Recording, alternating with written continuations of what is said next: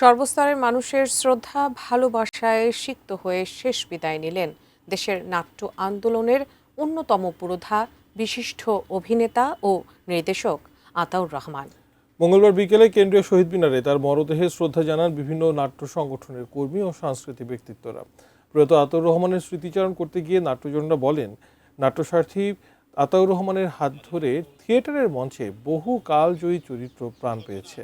মুক্তিযুদ্ধের আগে থেকেই গ্রুপ থিয়েটার আন্দোলনে যুক্ত হন তিনি। রক্তকরবী, গ্যালিলিও, ম্যাকবেথ, গডর, প্রতীক্ষায় সহ অসংখ্য কালজয়ী নাটকের নির্দেশনা দিয়েছেন আতাউর রহমান। রবীন্দ্রনাথ থেকে শেক্সপিয়ার সবার লেখা ধারণ করতেন। ছিলেন একাধারে অভিনেতা, নির্দেশক, নাট্য সমালোচক এবং রবীন্দ্র গবেষক। নাট্য আন্দোলনে অবদানের জন্য পেয়েছেন ২১ পদক, স্বাধীনতা পদক সহ অসংখ্য সম্মাননা। গতরাত 12:30টার দিকে রাজধানীর একটি হাসপাতালে শেষ নিঃশ্বাস ত্যাগ করেন নাট্যজন আতাউর রহমান।